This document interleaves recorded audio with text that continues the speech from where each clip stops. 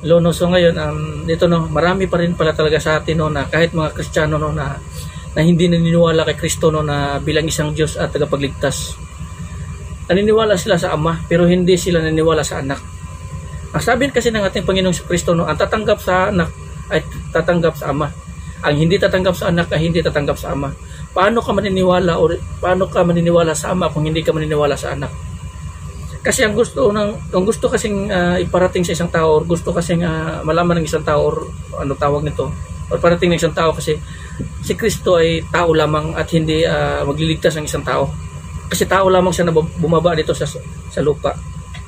Dito sa sulat sa John, di ba? At John chapter 1, sabi dito no, na sa pasimula ang salita ay andito na, no?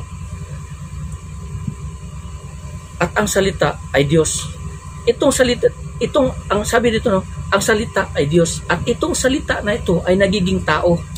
Kung sinabi dito no, ang salita ay Diyos. Tapos itong salita na Diyos ay nagiging tao, which is Jesus Christ.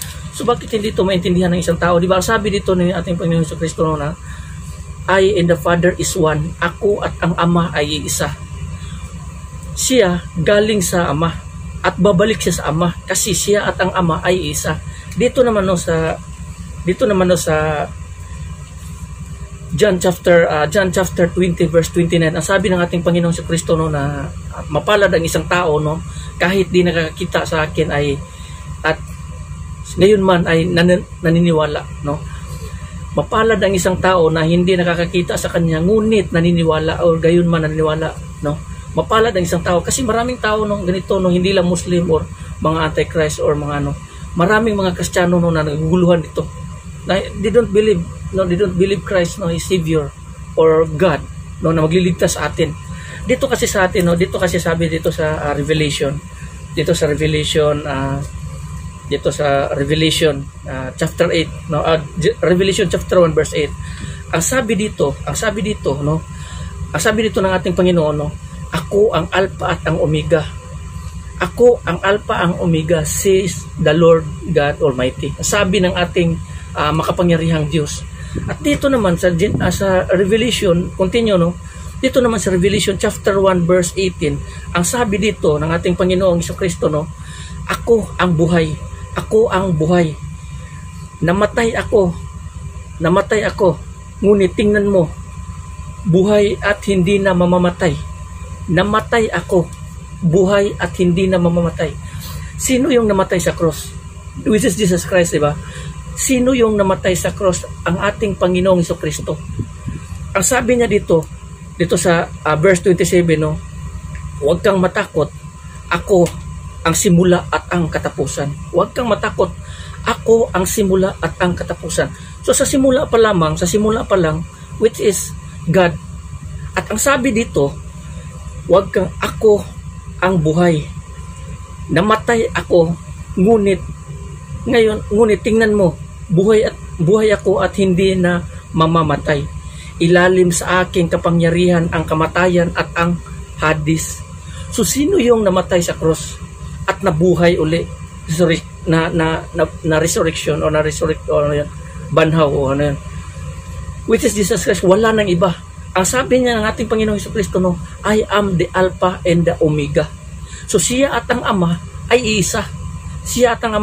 Bakit hindi maintindihan ng isang tao ito? Bakit hindi na maintindihan ng tao na si Kristo at ang Ama ay isa, which is Jesus is our God, the Father. Kasi tatlong ano yan the Father, the Son, and the Holy Spirit. Isa lang yung tatlo na yan. Tatlong ano yan, pero isa lang talaga yan. Isa lang dyan, i-reject mo or hindi mo paniniwalaan. Kung isa lang dyan na hindi mo paniniwalaan, lahat na yan nabubuwag. Kasi ang sabi dito, lahat ng utos, isang utos lamang na hindi mo masunod, isang utos lamang hindi mo nasunod, lahat na yan broken. No? Hindi mo masusunod lahat. You broke the law, no? Lahat. Kung isang utos lang hindi masunod. Ganito din yan. Kung hindi ka maniniwala na si Kristo ay ang tagapagligtas and Savior, which is Jesus Christ, or God the Father, the Almighty, Jesus Christ the Almighty, no, the beginning and the end, the Alpha and the Omega, ating Panginoong Jesucristo. Kasi dito, ang sabi ni Apostol Pablo, no, si Kristo ay siyang kahapon, ngayon at magpakailanman. The Alpha and the Omega, klaro dito sa sinasabi dito ni Apostol John, dito sa Revelation. Bakit hindi ito maintindihan ng tao? Hindi talaga ito maintindihan ng tao. Kaya nga sinabi ng ating Panginoong Jesucristo, di ba, patungkol sa mga parables. Bakit yung mga parables daw, sinasabihan lamang ito ni Kristo is yung yung mga disciple lamang niya, at hindi niya sinabi doon sa labas. Kasi ang sabi ng Panginoong Jesucristo, sa inyo ko sasabihin, pero sa kanila ay mananiting lihim ito. Maniniting lihim. Ito yung mga tao na hindi talaga nakakaintindi kasi nga itong mga tao malayo sa ating Panginoong Jesucristo. Malayo sa ating Diyos. Kaya yung mga tao na ito ay antichrist. They don't care, no? Sabi mo, nananampalataya ka sa Ama. Buo yung pananampalataya mo, sumusunod ka sa kautusan ng Ama. Si Kristo ay hindi mo pinaniwalaan at hindi mo sinusunod. Lahat ng yan, mababaliwala. Lahat ng yan, hindi mo kayang pumunta sa Ama kung hindi sa pamamagitan ng ating Panginoong Kristo.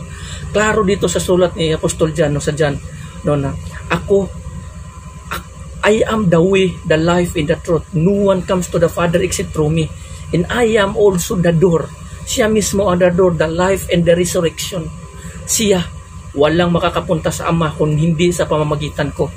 Kung sasabihin mo ngayon, hindi si Kristo ang Diyos, bakit sinabi ng ating Panginoong Kristo na not everyone called to me, Lord, Lord, shall enter the kingdom of heaven, but he who does the will of the Father in heaven. Siya lamang na sumusunod sa kalooban ng Ama. Hindi lahat na tumatawag sa ating Panginoong Kristo makakapasok or maligtas or makakapasok sa kaharian ng langit. Hindi lahat. Kaya paano mo masasabi na makapunta ka sa kaluwalhatian sa Ama? Kaluwalhatian kung hindi ka dadaan sa ating Panginoong Kristo. Ang sabi dito sa atin sa kasulatan, ang sabi dito, walang ibang pangalan na binigay sa mga tao na siya magliligtas sa tao, which is our Jesus Christ lamang. Ito yung laging intindihin. Ito yung mga tao na antichrist na patuloy talaga na sumisira sa isipan ng mga tao upang lalayo sa Panginoong Kristo.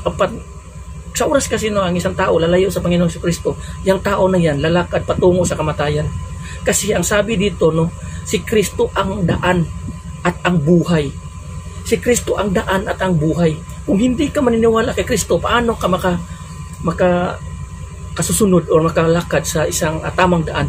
At paano ka makakaroon ng buhay na walang hanggan kung ang sabi ng ating Panginoong si Kristo, I am the way and the life. Ako ang daan at ang buhay and the resurrection in the only way to the Father. Diba? Klaro kayo, no? So hanggang dito na lang. Maraming salamat, and God bless everyone. Amen.